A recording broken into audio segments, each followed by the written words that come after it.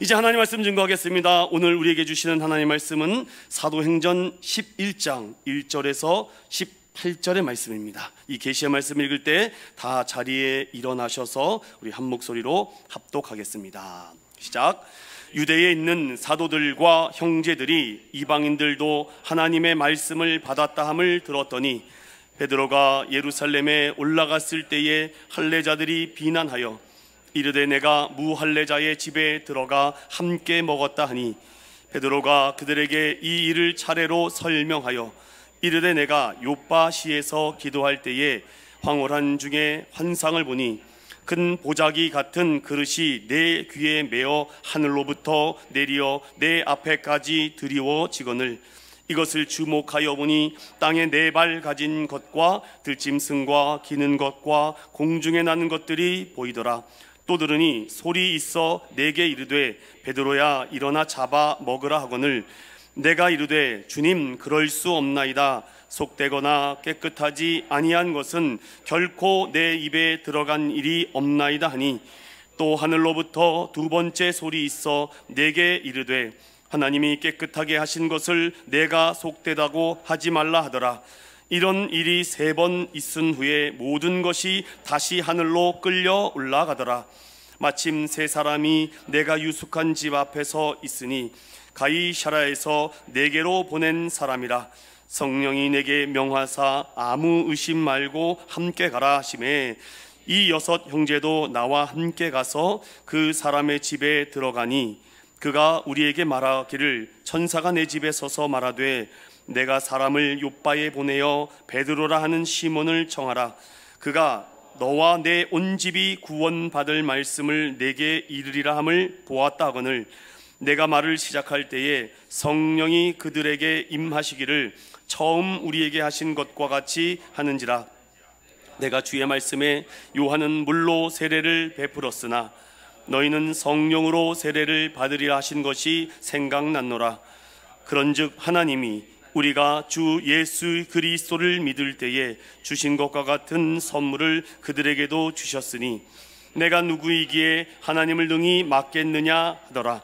그들이 이 말을 듣고 잠잠하여 하나님께 영광을 돌려 이르되 그러면 하나님께서 이방인에게도 생명 얻는 회개를 주셨도다 하니라. 아멘.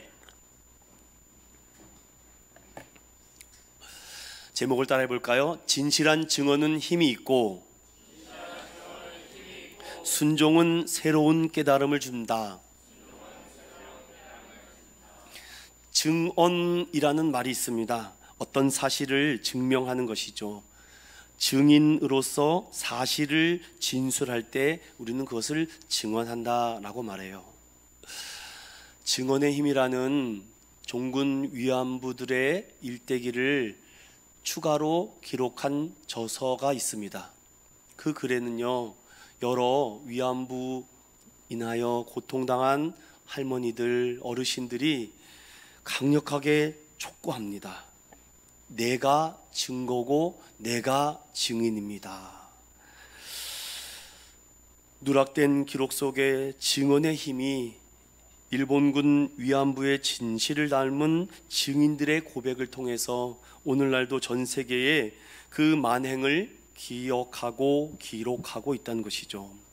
법정에서는 법이 굉장히 위험이 있습니다.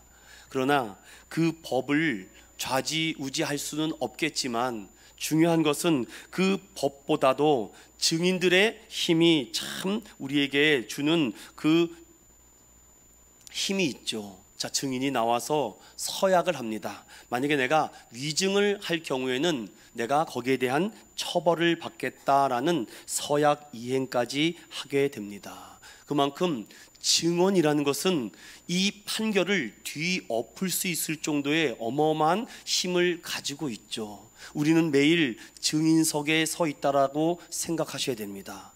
하나님은 우리를 영적 증인으로 부르고 있기 때문이죠.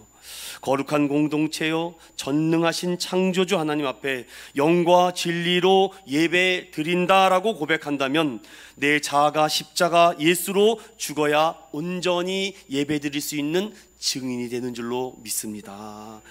그러니 기독교는요, 어떤 종교인지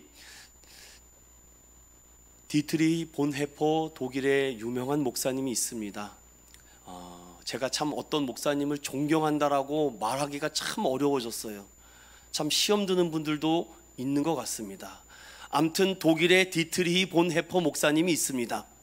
그 목사님은요, 39살에 행동하는 신학자요 목회자로서 이런 많은 글을 남겼는데, 그가 어떻게 젊은 나이에 이렇게 통찰력과 분별력을 가지고 글을 썼는지, 그 글 중에 기독교는 종교가 아닙니다. 기독교는 생명입니다. 하나님과의 만남입니다. 이 이야기를 2차 세계대전 때 그가 남긴 글입니다. 그가 증인이 되고 그의 증언이 오늘날까지 수많은 교회에 기독교는 종교가 아니라 생명이구나, 하나님을 만나는 거구나, 이게 명확한 기준이 되지 않겠습니까? 여러분은 기독교를 어떻게 생각하십니까? 위로받고 또 밥 먹고 나누고 그런 친교하고 교제하는 곳, 그거는 그 다음 문제죠. 기독교는 생명을 나누는 종교입니다. 하나님과의 정말 인격적인 만남을 통해서 내 인생이 송두리째 뒤바뀌어지는 사건이죠. 개혁주의 신학이라는 말이 있습니다. 저희 인천은영교회는 대한예수교 장로회 합동측 교단입니다. 보수교단이기 때문에 개혁주의라고 말합니다. 루터교, 감리교, 침례교 등등 여러 교단이 있는데, 왜 우리를 이 장로교 합동측 개혁주의 교단이라고 말을 하냐면, 쉽게 이렇게 하십시오.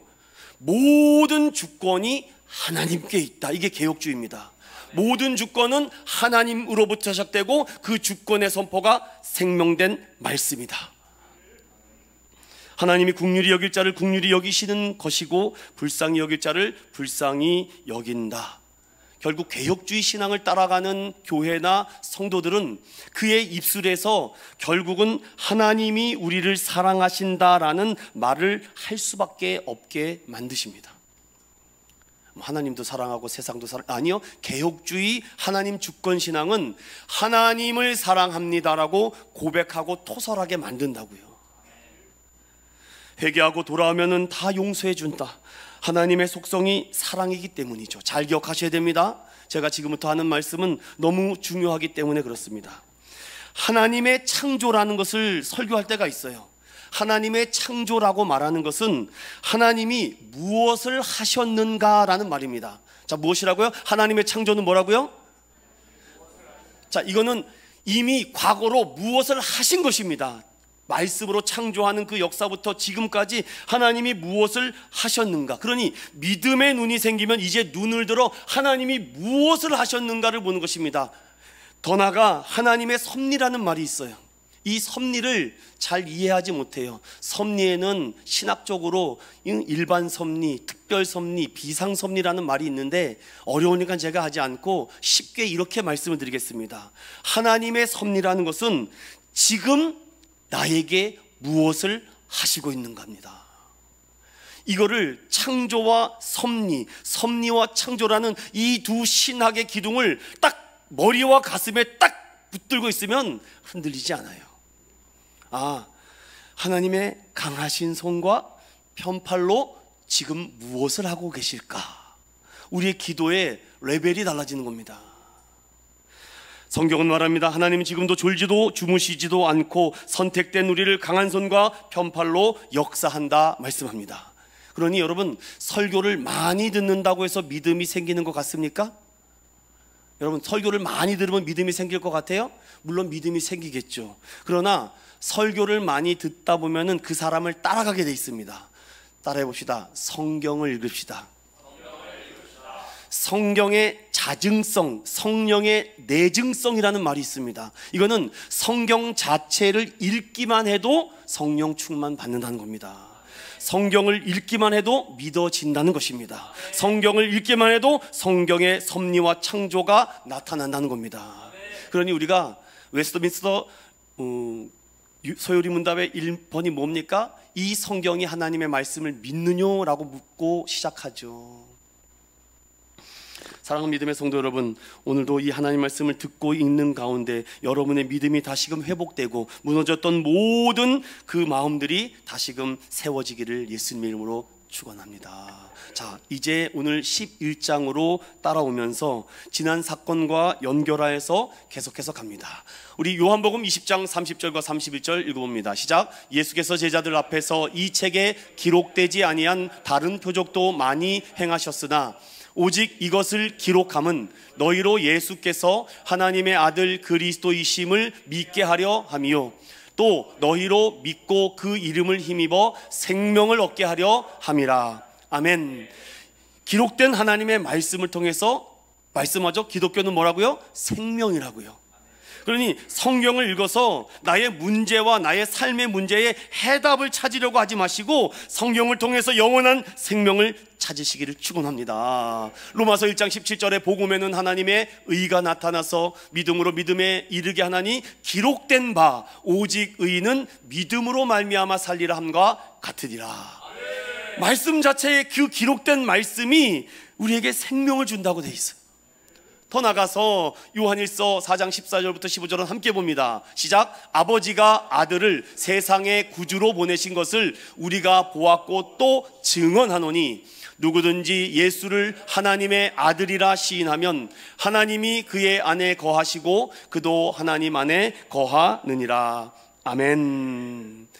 증언하고 시인하고 시인하고 증언하는 자, 그러니 진실한 증언에는 힘이 있을 수밖에 없어요. 진리 안에서 자유함을 누리기 때문에. 여러분 한 주간 세상 드라마나 영화나 뉴스나 여러 가십거리에 대한 얘기를 더 많이 나누셨습니까? 생명을 나누셨습니까? 고넬료를 통한 이방인의 복음 전파는 성령 충만함의 사건으로 오늘날까지 2000년이 지난 지금까지 엄청난 교회의 파급 효과를 가지고 오고 있다는 거죠. 지금도 예수 복음 앞에 생명을 걸고 목숨을 걸고 두려워하며 선교하며 땅끝까지 복음을 전하는 수많은 선교사들이 있습니다. 왜? 라고 묻는다면 죄사함의 은혜를 입었기 때문에, 영원한 생명을 받았기 때문에, 주님이 나와 함께하기 때문에, 십자가의 사랑으로 거룩해 됐기 때문에 나는 예수님의 사랑의 빛 외에는 다른 빛을 지지 않겠다.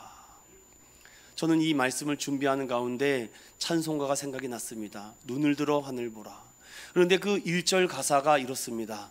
어두워진 세상 중에 곳곳마다 상한 영의 탄식 소리 들려옵니다. 빛을 잃은 많은 사람들 길을 잃고 헤매이며 탕자처럼 기진하니 생명을 얻은 자여 예수를 믿는 자여 어이할꼬 어이할꼬 믿는 자여 어이할꼬. 하나님의 창조도 믿어지지 않고 하나님의 섭리도 지금 믿어지지 않고 있는데 주변에 다른 사람들이 보이겠습니까? 자신의 신앙도 주체하지 못해서 어찌할지 모르고 있는데 또 다른 탕자가 나 아닐까요? 탕자처럼 기진해 있는 성도들, 빛을 잃어버린 성도들, 길을 잃어버린 성도들, 영혼의 탄식 소리가 들려오는데 어찌할꼬? 하나님을 찾아오십시오. 기독교는 생명이고 기독교는 하나님을 뭐라고요? 만남의 종교라고. 그런데 여러분 그 만남을 위해서 얼마나 발버둥 치셨습니까? 교회 주일날 오면은 끝납니까? 여러분 사랑하는 사람을 일주일에 한 번 만나면 됩니까? 저는 사랑을 하니까요 매일 만나고 싶더라고요. 주머니에 있는 돈이 다 끄집어지더라고요. 그러니 하나님이 하시는 일이 우리가 얼마나 믿음이 없음을 우리가 보게 됩니다. 자, 베드로와 고넬료의 두 환상을 통해서 오늘 놀라운 일이 벌어지는데 베드로는 하나님의 이 놀라운 일을 체험했고 경험했습니다. 그걸 가지고 이제 증언하고자 예루살렘으로 돌아오는데 그 첫 번째 말씀입니다. 따라해봅시다. 진실한 증언은 힘이 있습니다. 1절 다 같이 읽어보겠습니다. 시작.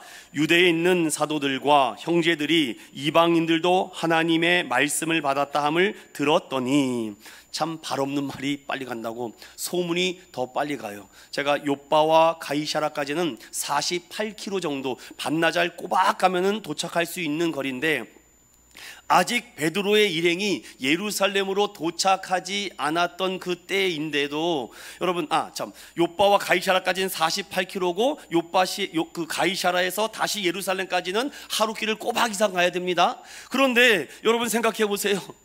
아직도 도착하기도 전에 소문이 먼저 갑니다. 소문이. 저는 이 말씀을 또 묵상하면서 곰곰이 또 생각을 들었습니다. 아니, 하나님의 말씀을 받았다 함을 들었다라고 말하면 감사해야 될 일 아닙니까? 야, 우리 인천은행교회가 성도들이 부흥하고 있대. 그 성도들이 그 교회 무너질 줄 알고 사라질 줄 알고 없어질 줄 알았는데 그 교회에 하나님의 역사가 나타나더래. 야, 그 교회에서 머물 걸, 그 교회에서 함께 할 걸, 야, 그 교회에서 끝까지 버텨볼 걸, 이런 소문이 나야 되지 않겠습니까? 여러분, 우리 인천은행교회는요 그렇게 소문나기를 원해요. 복음으로, 예수로, 천국 복음으로, 생명으로 소문난 교회 되기를 소망합니다. 그러기 위해서 여러분들 보십시오. 하나님의 말씀을 받았다 함을 들었는데 그 듣기는 잘 들었습니다. 그런데 그 들은 힘이 이상하고 부정하게 빠져요. 2절 보니까 베드로가 예루살렘에 올라갔을 때에 할례자들이 비난하여. 베드로의 외부 사역의 보고를 듣고 난 그들에게는요 큰 실망과 마음의 상함이 생겼대요. 여러분, 마음의 상함이 생기지 않도록 기도하시기 바랍니다. 왜 교회에 와서 이렇게 예배 드리는데 마음이 상하고 돌아가십니까? 그거는요 사단의 장난질에 여러분 넘어가는 겁니다. 지금 하나님을 예배하고 있는 이 자리에 마음이 상해서 가요. 얼굴빛이 확 어둡습니다. 그러면 한 주가 여러분 다 무너져요. 기도도 뭐도 아무것도 안 됩니다. 여러분, 마음이 상하지 않기를 여러분 오늘도 예수 이름으로 선포하고 일어나시기를 간절히 소망합니다. 베드로의 외부 사역을 듣고 지금 베드로가 기쁜 마음을 가지고 이 소식을 증언하기 위해서 지금 찾아오는데, 같은 믿음의 성도들, 같이 하나님의 나라를 꿈꾸는 사람들, 같이 교회를 세웠던 사람들이 비난하기 시작합니다. 자, 이 본문을 헬라어로 정확히 분석하면은 사도들은 없습니다. 여기서 말하는 형제들이라고 되어 있는데 사도들이라고 표현이 있다 보니까 사도들도 그 예루살렘 교회에 머문 것 같은데 사도들은 뿔뿔이 흩어져 있습니다. 이 곳에는요 지금 아포스톨, 그래서 형제들, 즉 믿음의 사람들이 모여있는 공동체죠. 그곳에 갔는데 형제들이 비난하기를 시작합니다. 참 얼마나 사람이 힘들어집니까? 열심히 하고 노력하는데 알아주지는 못할 망정 그 고생해서 그 가이사라까지 가서 예루살렘에 와서 이 선교 보고를 하려고 하는데 보고는커녕 오자마자 손가락질합니다. 정말 핵폭탄이 떨어지는 듯한 마음이 들지 않겠습니까? 그 이유가 무엇입니까? 3절에 이르되 내가 무할례자의 집에 들어가 함께 먹었기 때문이라고 합니다. 어떻게 저렇게 부정한 이방인들과 식탁의 규제를 함께 할 수 있습니까? 갈등의 골이 깊어지면요 병이 들어요. 교회도 시험이 드는 거는요 갑자기 어떤 사건이 빵 터져서 시험 드는 게 아니에요. 작은 진동이 일어납니다. 부서에서 진동이 일어나요. 기관에서 분동이 일어납니다. 재직들에서 진동이 일어나요. 그래서 목회자는 그 진동이 일어나기 전에 그 진동을 막는 역할을 해야 되거든요. 근데 그 진동을 내버려두면 그 진동이 더 커져요. 더 세집니다.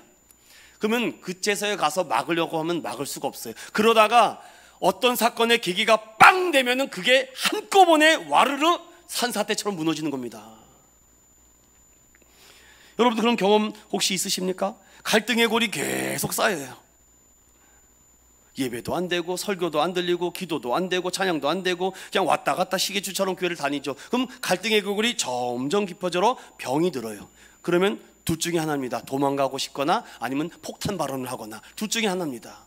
사회나 공동체나 교회나 가정이나 거의 거기서 벗어나질 않아요. 문화와 전통의 시선이 다르기 때문입니다. 생각하는 것이 다르기 때문이죠. 사랑하는 믿음의 성도 여러분, 다시 여러분들에게 저는 고백드리고 싶어요. 본질에 대한 거는요 저는 타협하지 않습니다. 그러나 비본질에 대한 거는요 얼마든지 조율하고 또 생각하고 또 거기에 가장 최선의 방법을 택할 것입니다. 아니 물컵을 여기다 놓으면 어떠고 여기다 놓으면 어떻고 여기다 놓으면 어떻습니까 여러분? 이게 문제가 됩니까 여러분? 이런 거에 너무 목이 매면은요, 여러분 신앙에 발전을 못해요. 진전이 없습니다. 우리의 신앙이 왜 자꾸 제자리 걸음을 하거나 내가 앞으로 간 것 같은데 뒤로 가는 것 같아요? 이런 문제 때문에 자꾸 그것만 보여요. 교회 오면은 드럼을 저렇게 놓으면 안 되는데, 저 은혜가 안 되는데, 피아노를 저렇게 치면 안 되는데, 저 은혜가, 온통 그 생각만 갖고 있으니 말씀의 증언에 힘이 생기는 것이 아니라 세상의 말에 휘둘려서 있지 않겠습니까? 오늘 베드로는요, 도착하니까 어떻게 무할례자와 함께 식사 교제를 하고 있으니 가슴이 타지는 겁니다. 도대체 저 사람이 집사님 맞나? 저 사람이 교회에서 일꾼이 맞나? 저분이 목사님이 맞나? 막 혼란이 오는 겁니다. 막 여기서 지금 하나님의 이 비전과 선교와 사명은 이 작은 곳에 머문 것이 아니라 저 먼 곳으로 세계로 멀리 흩어나가고 있는데, 분명히 사도행전 1장 8절은 뭐라 그랬습니까? 오직 성령이 너에게 임하시면은 온 유대와 사마리아 땅끝까지 이르러 내 복음이 증거된다. 그거 들었잖아요. 왜 그 들은 말씀은 기억하지 못하고 예루살렘에 모여서 옹기종기 소꿉장난합니까? 그러니 힘이 없어요. 말에 파워가 없는 겁니다. 그러니 무할례자들이 와서 베드로를 조롱하고, 그때 여러분 어떻게 하는지 이제 제가 4가지로 압축해서 말씀을 드릴게요. 따라합시다. 베드로 자신의 증언. 자, 4절 보세요. 베드로가 그들에게 이 일을 차례로 뭐 했다고요? 설명하고 있어요. 이게 증언했다는 말입니다. 차근차근 말귀도 알아듣지 못하는 사람에게 1번부터 10번까지 1번, 2번, 3번, 4번 차근차근 이렇게 설명하는 거 보십시오. 이거 보통 어려운 거 아닙니다. 아유 화딱지다, 집어쳐, 안 해 뭘 설명하고 있어. 여러분, 그리스도인들은 설명해야 됩니다. 그리스도인들은 힘들어도 차근차근 설명을 해야 돼요. 그가 이해되든 이해되지 않든 내 방식대로 하지 말고 그가 알아들 수 있는 단어와 언어와 방법을 통해서. 여러분, 유치부랑 유치원 애랑 내가 소통한다고 생각해보세요. 나는 어린이니까 야 전능한 하나님을 모르냐? 뭐 전능이 뭐예요? 못 알아듣습니다. 그럼 아이들의 눈높이에 맞춰서 설교를 해주고 아이들의 눈높이에 맞춰서 대화를 해줘야 되는데 그렇지 못하지 않습니까? 베드로가 그들에게, 여러분 베드로는요 영적 체험을 한 사람입니다. 성령의 능력과 기사와 능력과 손수건만 던져도 병자가 나왔고 죽은 자가 살렸던 그런 이사와 기적을 했던 사람인데, 그 말씀만 가지고 그들에게 얘기하면 알아듣나요? 체험이 없는데, 경험이 없고 성령 충만과 성령 세례와 성령의 그런 능력을 경험하지 못하니 아무리 얘기해줘도 속이 경일지 아니겠습니까? 그러니 저는요 이 4절에 베드로 자신이 자신을 증언하는데 변증입니다 이게. 그리고 자신이 했던 일을 차근차근 설명하는 걸 보세요. 이거 오랜 시간이 걸립니다. 교회 부흥이요 하루아침에 되지 않아요.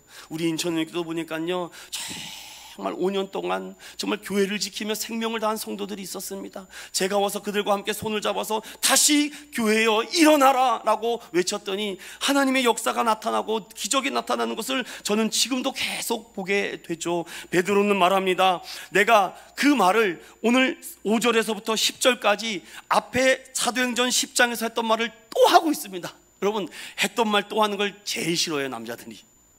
했던 설교 또 하는 거 제일 싫어합니다. 그런데 여러분, 또 해야 됩니다. 또와 다시가 있어요. 뭐라고요?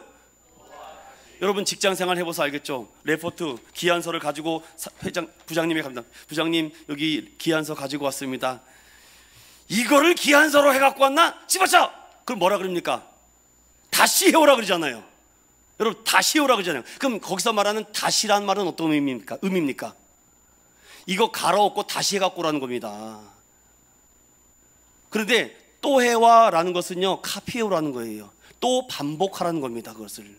우리 믿음은요 또와 다시가 있어요. 다시와 또가 있어요. 하나님이 어떨 때는 또 해와 그럴 때가 있어요. 그러면요 또 해야 됩니다. 하나님 기도했는데 아니 또 하라고, 또 하라고. 그러면 또 하는 겁니다. 여러분 또 하시기 바랍니다. 그리고 어떨 때는 하나님이 보고 다시 해와 딱 그럽니다. 그러면 이거 다 갈아엎어야 된다고요. 다시 리셋, 처음부터 시작. 그런데 우리는 다시 하기 싫어해요. 왜냐? 쌓아온 내가 그 업적들과 그런 길들이 있기 때문에. 얼마나 힘들겠습니까? 그런데 베드로는요 그들을 나무라지 않아요. 그들을 책망하지 않고 비판하거나 정죄하지 않습니다. 그들에게 힘들지만 그들의 눈높이에 맞춰서 차근차근 자신이 경험을 설명해요.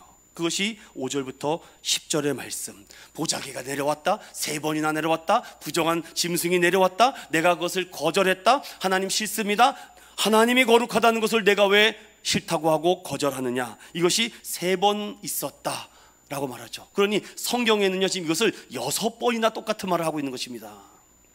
성경에 로마서 10장 9절에 10절에 보면 내가 만일 내 입으로 예수를 주로 시인하여 또 하나님께서 그를 죽은 자 가운데서 살리신 것을 내 마음에 믿으면 구원을 받으리라. 사람이 마음으로 믿어 의에 이르고 입으로 시인하여 구원에 이르느니라. 아멘. 저는 우리 성숙한 믿음의 성도들이 우리 이 공동체 안에서 세상 얘기 최소한 하지 않았으면 좋겠어요. 그냥 믿음의 얘기, 또 말씀의 얘기, 진리의 얘기를 해도 시간이 부족해서 금방 헤어지는데, 그 짧은 1-2시간 만나서 세상 얘기, 논 얘기, 어디 간 얘기, 여행 간 얘기는 최대한 줄이시고 하나님의 은혜 받은 얘기, 하나님께 감사한 이야기, 하나님 내가 영광 받은 이야기, 하나님 내가 오늘 찬양했던 얘기, 오늘도 뜨거웠던 얘기를 더 많이 하는 믿음의 공동체 되기를 소망합니다. 요한복음 1장 12절부터 보면은 영접하는 자 곧 그 이름을 믿는 자들에게는 하나님 자녀가 되는 권세를 주셨으니 이는 혈통으로나 육정으로나 사람의 뜻으로 나지 아니하고 오직 하나님께로부터 난 자들이니라. 말씀이 육신이 되어 우리 가운데 거하심에 우리가 그의 영광을 보니 아버지의 독생자의 영광이요 은혜가 진리가 충만했다. 이 너무나도 놀라운 말씀이에요. 여러분, 이게 여러분 혈통이나 육종으로 나지 않았다. 믿음으로 말씀으로 하나님께로부터 난 자가 무엇입니까? 그게 교회예요. 그게 교회가 되는 것입니다. 여러분, 고넬료라는 이방인 한 사람을 통해서 지금 가이사랴 이방 땅에 교회가 세워졌습니다. 하나님은 그걸 기뻐하신다고요. 그리고 나서 여러분들 계속해서 이 말씀에 계속해서 우리에게 던져주는 말씀이 얼마나 많습니까? 보자기의 환상은 결국 하나님이 베드로에게 보여주신 시청각 자료구나. 그리고 그 다음에 어떻게 연결이 됩니까? 베드로와 6 형제의 증인이 나옵니다. 11절에 보면 마침 3사람이 내가 유숙한 집 앞에 서 있으니 가이사랴에서 내게로 보낸 사람이라. 성령이 내게 명하사 아무 의심 말고 함께 가라 하시매 이 6 형제도 나와 함께 가서 그 사람의 집에 들어가니. 왜 6명이 기억되어 있을까? 여기서 궁금증을 가져야 됩니다. 베드로와 6 형제 하면 7명이 되는 것입니다. 그런데 이것을 이 안에 있는 그리스 고대 문화와 언어와 문예적으로 해석을 해야 됩니다. 이집트 왕권 법과 그리스 로마 법을 보면은요, 어떤 문서나 사건의 사실 입증을 위한 합법적 인증을 위해서는요, 몇 개가 필요하다고요? 7개의 인정이 필요하다고 합니다. 그러니까 성경이요, 그냥 이렇게 기록된 것이 아닙니다.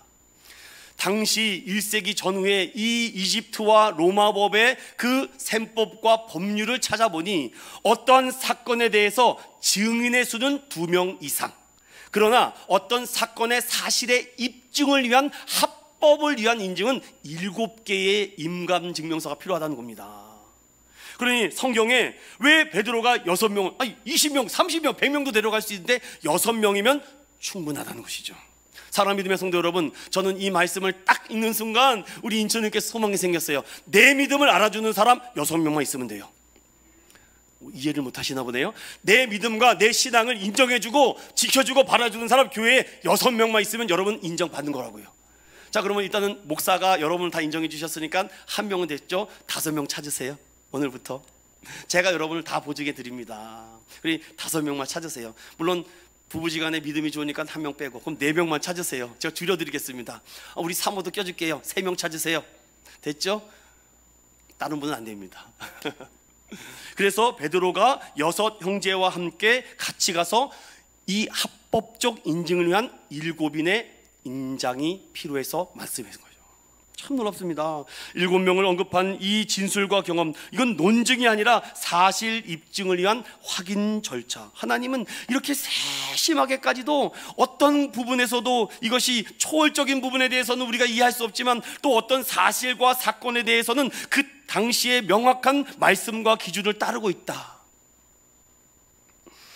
이에 여러분 다시 한번 12절 후반절에 보면 6 형제도 나와 함께 가서 그 사람의 집에 들어갔다는 것입니다. 그럼 들어가 보니 고넬료가 이미 나흘 전부터 친척과 가족과 친구들을 다 모으지 않았습니까? 그래서 들어가니까 베드로가 신인 줄 알고 엎드려 절하니 나도 사람이라 일어나라라고 말을 하니 13절 보세요. 그가 우리에게 말하기를 천사가 내 집에 서서 말하되 내가 사람을 욥바에 보내어 베드로라 하는 시몬을 청하라 라고 말하죠. 자, 이제 세 번째로 두 환상과 그 환상을 통해서 놀라운 만남이 이어지고 있습니다. 여러분, 고넬료의 환상과 베드로의 환상, 두 환상의 만남을 통해서 앞으로 얼마나 많은 사람들이 만나게 됐는지 아십니까? 저는요, 우리 인천은행교회도 막 이런 소망이 생겨요. 하나님을 만난 사람들이 한 명씩 생기면 최소 6명 붙겠군요. 그럼 그 6명이 또 하나님을 만나면은요, 이것도 몇 명이냐 계산이 안 되더라고요. 교회는 이렇게 하나님을 만난 사람들이 많아지면 기적은 일어나는구나. 두 사람이 만나서 기적의 스파크가 터졌는데 고넬료의 모든 가족이 성령 충만 받고 또 거기에 베드로를 따라서 온 사람도 이제 율법의 모든 그림자가 가려지는 것이 아니라 벗겨지고 이제 새로운 하나님의 놀라운 능력을 체험하지 않습니까? 저는 우리 인천은행교회에 와서 여러분들이 한 분도 빠짐없이 이런 기적과 이사와 능력을 체험하시기를 예수님의 이름으로 축원드립니다. 저는 이 말씀이 너무 감동이 됩니다. 성경 한 문제 한번 볼까요? 전도서 3장 11절과 13절입니다. 시작. 하나님이 모든 것을 지으시되 때를 따라 아름답게 하셨고 또 사람들에게는 영원을 사모하는 마음을 주셨느니라. 사람들이 사는 동안에 기뻐하며 선을 행하는 것보다 더 나은 것이 없는 줄을 내가 알았고 사람마다 먹고 마시는 것과 수고함으로 낙을 누리는 것이 하나님의 선물인 줄도 또한 알았도다. 하나님이 알게 하시고 하나님이 믿어지게 하시고 하나님 우리에게 복 주심을 믿습니다. 이것이 다 하나님의 선물이구나. 오늘 아침에도 교회 가자고 두 아들을 깨우는데 왜 이렇게 안 일어났는지 화딱지가 나는데 오늘 거룩한 주일이야. 나 목사야. 정신 차려. 주님 일어날 줄로 믿습니다. 그러면서도 이 주둥이는 가만히 있지 못하죠. 빨리 일어나야 되는데 나 우리 먼저 갈 건데 빨리 일어나야 돼. 나 먼저 확 가버린다. 이제 엑세대다. 나 그냥 혼자 가버린다. 막 이렇게 우리가 그렇게 열악해요. 저도 저 자신을 보면서 하나님께서 아름답게 하실 텐데 다 때가 되면 인도해 주실 것인데 뭐가 그렇게 조급하다고. 세상은 우리를 가스라이팅 하지만 여러분들은 예수 라이팅 되시기 바랍니다. 하나님의 선물이에요. 너무 감사하지 않습니까? 이 놀라운 만남의 계획. 여러분, 저도 하나님을 만났는데 이렇게 여러분을 만날 줄 누가 알았겠습니까? 제가 하나님을 만나지 못했으면 여러분 만날 확률이 거의 없을걸요. 그런데 하나님을 만나니 여러분도 만나고 여러분도 하나님을 만났기에 정말 만나지 못할 사람들을 더 많이 만나게 될 줄로 믿습니다. 예배는 하나님과의 만남이죠. 물론 사람들과 공동체와 형제자매도 만나고 교제하는 것도 있지만 중요한 것은 먼저 하나님을 만남이 기쁨 되지 않겠습니까? 저는 이 말씀을 꼭 드리고 싶어요. 베드로도 하나님을 만났고 그리고 고넬료도 하나님을 만났는데 그 두 사람의 만남이 하나가 되니까 많은 사람들도 하나님을 만나는 것 아니겠습니까? 여러분, 셀 모임 공동체에 그런 은혜가 함께 하시기를 예수님의 이름으로 간절히 축원합니다. 그리고 14절 보십시오. 함께 읽어봅니다. 여기서부터는 굉장히 중요하기 때문에 잘 따라오셔야 됩니다. 시작. 그가 너와 내 온 집이 구원받을 말씀을 내게 이르리라 함을 보았다 하거늘. 15절. 내가 말을 시작할 때에 성령이 그들에게 임하시기를 처음 우리에게 하신 것과 같이 하는지라. 아멘. 자, 이제 잘 따라오셔야 됩니다. 오늘 함께 읽은 사도행전 11장 1절부터 18절 말씀은 어떤 기적과 이사와 표적의 말씀은 아닙니다. 우리는 이것을 이렇게 말합니다. 이거는 진리다. 진리의 말씀이 힘이 있구나. 자, 그러면 고넬료가 베드로를 청해서 요청한 것이 무엇이라고 합니까? 너와 내 온 집이 무엇을 받을 말씀이요? 구원받을 말씀을 내게 전하라 하셨습니다. 사랑 믿음의 성도 여러분, 여기서 하나님의 은혜가 시작돼요. 베드로도 의심이 생기지 않았겠습니까? 그런데 시간이 지나면 지날수록 이 공동체가 뭔가 다르네. 우리 인천운전교회 처음에는 잘 몰랐는데 같이 교제하고 시간을 함께 가지고 뭔가 이 공동체에 보이지 않는 손이 움직이네, 보이지 않는 힘이 있네, 말씀의 힘이 있네. 이건 기적이 아니에요. 그냥 말씀 자체가 힘이기 때문에 하나님이 성령의 감동으로 말씀으로 일하고 있다는 겁니다. 제가 여러분 어저께 전화 다 돌린 사람 한 사람도 없습니다.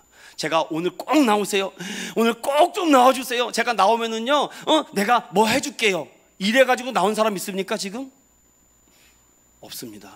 그러니 오늘 너무 감사한 거는 많은 영혼들이 구원을 찾는구나, 생명을 찾는구나, 진리를 찾고 있구나, 자유함을 찾고 있구나, 또 이 어둠에서 빛을 보기를 원하는구나.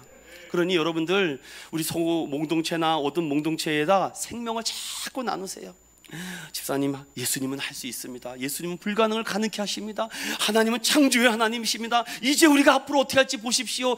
이거는요 어떤 기적을 하는 것이 아니라 이미 기적이신 예수님이 우리와 함께 하신다는 말씀이죠. 사랑하는 믿음의 성도 여러분, 베드로가 지금 놀랍니다. 얼마나 놀랐는지. 구원의 말씀을 선포하는데 기가 막힌 건 15절이에요 내가 말을 시작할 때, 뭐 장황하게 설명할 필요도 없어요. 저는 여기서 베드로가 설교를 잘해서, 베드로가 기가 막히게 논증적으로 그게 알아들을 수 있도록 논리정연하게 설교를 잘해서 세상에서 듣지 못한 기가 막힌 말씀을 그들에게 전해줘서 그들에게 성령이 임한 것이 아니라 이미 그들이 말씀을 받기 전부터 사모함이 있었다고요. 예배를 사모합니다. 은혜를 사모합니다. 성령을 사모합니다. 이게 어떤 기적입니까? 그냥 사모함 하나. 그러니 예수님이 하신 말씀이 정확히 맞죠. 내 보물이 있는 곳에 뭐가 있다고요? 다시요, 내 보물이 있는 곳에 뭐가 있다고요? 다시요, 내 보물이 있는 곳에 뭐가 있다고요? 여러분 보물이 어디 있습니까? 집에 있습니까? 회사에 있습니까? 여러분 하나님 이 거룩한 성전에 있는 줄로 믿습니다. 그러니 내 마음이 어디에 있느냐, 내 보물을 어디다 쓰는지 보면 알아요. 자녀들한테 있습니까? 그럼 자녀들이 여러분들이 보물이라 생각해요. 그런데 여러분 참 어려운 길을 걸어갈 수도 있습니다. 그러니 어떤 기적을 바라지 말고 말씀 자체를 구하시기를 간절히 소망합니다. 부부지간에도 말씀을 나눠야죠. 목사 뒷담화 하지 마시고 말씀 얘기를 하시라고요. 교회 뒷담화 하지 마시고 말씀 얘기를 하시 바랍니다. 어떤 성도들 뒷담화 앞담화 하지 마시고 하나님의 성령 받은 얘기를 할 때 생명이 임할 줄로 믿습니다. 성경에 고린도전서 12장 13절에 우리가 유대인이나 헬란이나 종이나 자유인이나 다 한 성령으로 세례를 받아 한 몸이 되었고 또 다 한 성령으로 마시게 되었다. 어쩜 이 하나님의 말씀은 한 점도 변함이 없고 정말 완벽하지 않습니까? 저는 내가 말을 시작할 때가 꼭 4번 타자인 것 같아요. 하나님, 우리 인천의원교회 영적 4번 타자가 많아지게 해주소서. 삼진을 많이 나갈 거거든요. 그런데 결정적인 순간에 뭘 쳐요? 4번 타자는 홈런을 칩니다. 여러분 삼진 나겠다라고 너무 애통하지 않아도 돼요. 여러분들은 홈런 칠 사람들입니다.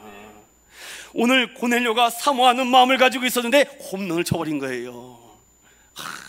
내가 말을 시작할 때에 성령이 그들에게 임했다. 뭐 설교가 다 끝나지도 않았습니다. 설교 이제 초반부에 시작을 하고 있는데 벌써 성령이 막 임하고 방언이 터지고 기사와 이적과 능력들이 막 일어나죠.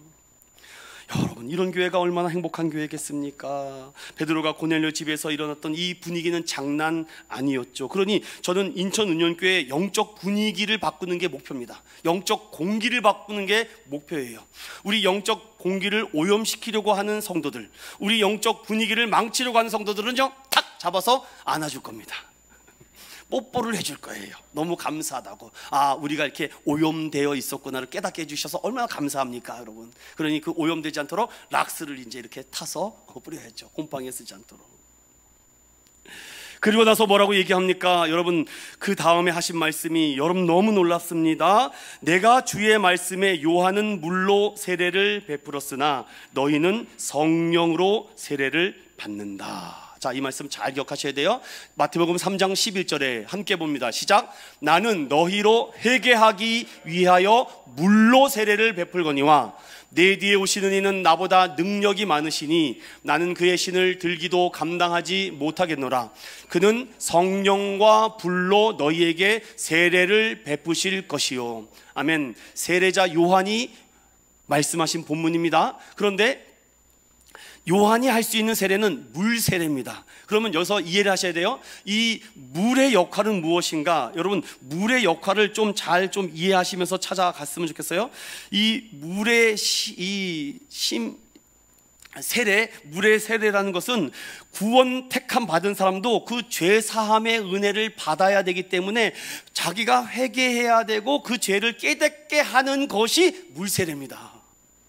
그리고 그 물 세례를 받은 사람이 그 뒤에 오시는 예수님께서 성령으로 불로 세례를 줄 때 우리가 어떻게 돼요? 거듭나는 겁니다. 회심하고 중생하는 거예요. 이런 체험이 있으십니까? 이런 체험이 있으세요? 이런 체험 없으시면 여러분들은 다시 구원과 거듭남을 점검하셔야 돼요. 여러분, 교회에서 뭔가 열심히 한다고 이게 되는 것이 아니라, 다시 설명드려요. 이게 오늘 제일 중요한 말씀입니다. 여러분, 교회에서 세례받고 유아 세례받고 입교, 그게 중요한 것이 아니라, 그거는 내가 죄인인 것을 알고 내가 예수 그리스도의 십자가로 말미암아 죄 사함을 받지 않으면 구원받을 수 없다는 것을 깨닫게 하는 기능적 장치라고요. 여러분, 이해하셨어요? 그런데 세례를 받으면 천국 간다고 어떤 잘못된 거짓된 교리를 배웠는지 모르겠지만 교회에서 열심히 뭘 하면 여러분 구원 받습니까? 면죄부 받습니까 여러분? 아니에요. 성령의 불로 세례를 받아야지 거듭나는 줄로 믿습니다. 그러니 그 불의 역할은요, 내가 죄에 대해서, 죽음에 대해서, 심판에 대해서 깨닫게 해요. 그러니 구원받은 자가 어떻게 예배를 안 드려요? 저는 이건 상상할 수도 없습니다. 여러분, 아니, 생명을 얻고 하나님의 은혜로 택함 받은 자가 어떻게 기도하지 않습니까? 이거는 자발적이 아니라 강제로 성령님이 이끌어 가십니다. 그래서 제가 그걸 보는 거예요. 성도들에게. 아, 성령으로 이끌려서 오는가? 그러니 예수님께서는 이 말씀에다가 더해서 이렇게 말합니다. 그러므로 내가 마지막 때에 알곡은 곡간에 드릴 것이고 쭉정이는 불못에 태워버리겠대요. 이거 굉장히 엄격한 말씀입니다.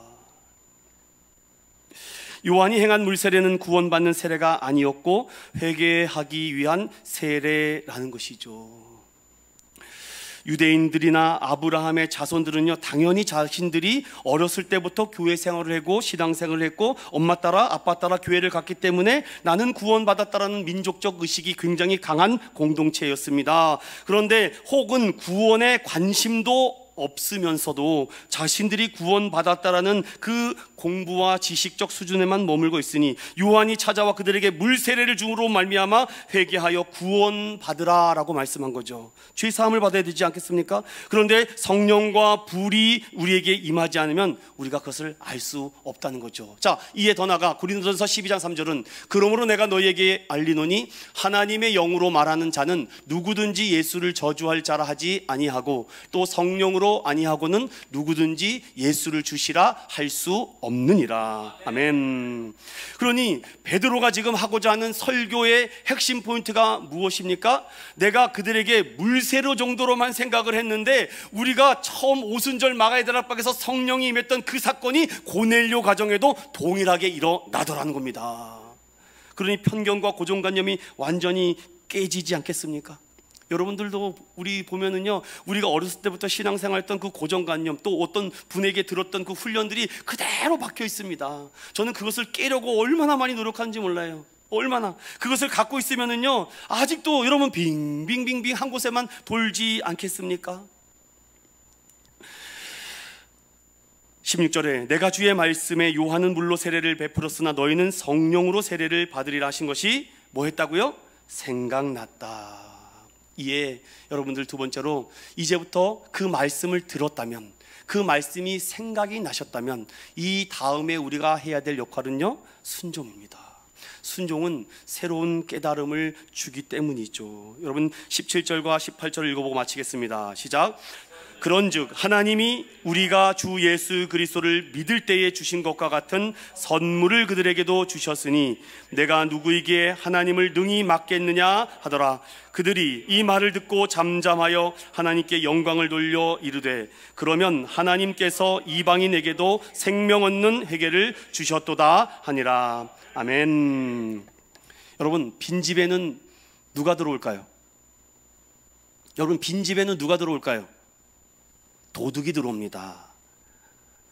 마지막 하이라이트 설교하는 겁니다. 지금 제가 빈집에는 누가 자주 찾아온다고요?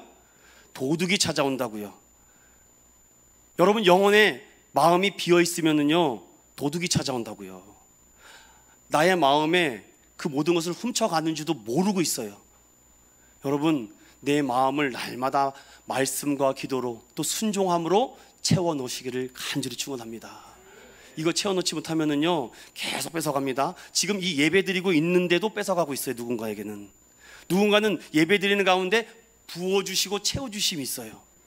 딱 알곡 쭉정이, 쭉정이 알곡, 이 두 길 외에는 성경은 없다고 되어 있어요. 좁은 길이냐 넓은 길이냐, 십자가의 길이냐 세상의 길이냐.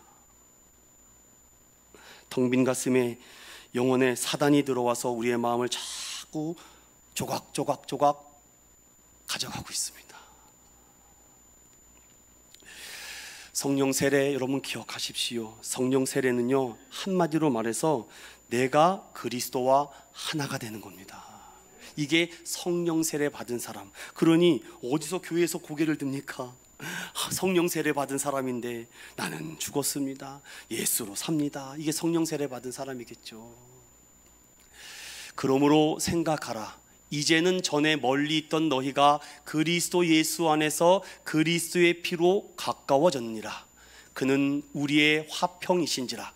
둘로 하나를 만드사 원수된 것 곧 중간에 막힌 담을 자기 육체로 허시고 이 둘로 자기 안에서 한 세 사람을 지어 화평하게 하시고 둘이 한 성령 안에서 아버지께 나아감을 얻게 하려 하심이라. 아멘. 그러니 성령 충만, 성령 세례 받은 사람은 화해와 화평. 왜? 예수 그리스도의 피로 하나가 되었기 때문입니다. 이게 오늘 베드로가 예루살렘에 있는 형제들에게 증언한 것입니다. 그러니 그 증언에 뭐가 있다고요? 힘이 있다고요. 이거는 뭐라고 번복할 수도 없고 뭐라고 따져 물을 수도 없어요. 그 생명의 말씀 자체에 힘이 있기 때문에 여러분 말에 힘이 있으시길 바랍니다. 그러면 내 입술에 항상 생명되는 얘기를 더 많이 하셔야 돼요.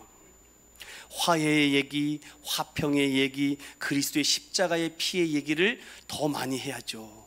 그것을 못했다면 하나님 앞에 철저히 나와 회개하십시오. 통곡하며. 여러분 지하성전에 가서 하시든 어디서 하든지 땅을 치며 구르세요. 하나님, 내가 화해하러 오신 예수님의 평화를 누렸으면서도 내 안에 화평과 화해가 없습니다. 그리스도의 피로 하나 되게 해주세요. 내 가슴을 채워주세요. 내 가슴을 채워주세요. 너희도 성령 안에서 하나님이 거하실 처소가 되기 위하여 그리스도 예수 안에서 함께 지어져 간다라고 말씀합니다. 결론 말씀 마칩니다. 따릅시다. 하나님께 영광 돌리는 한 마음, 하나님께 영광 돌리는 한 마음. 하나님께 영광 돌릴 때 우리 인천운영교회 모든 성도들 안에 또한 많은 주변의 이웃들에게 생명 얻는 회개가 넘쳐나기를 예수님 이름으로 축원드립니다.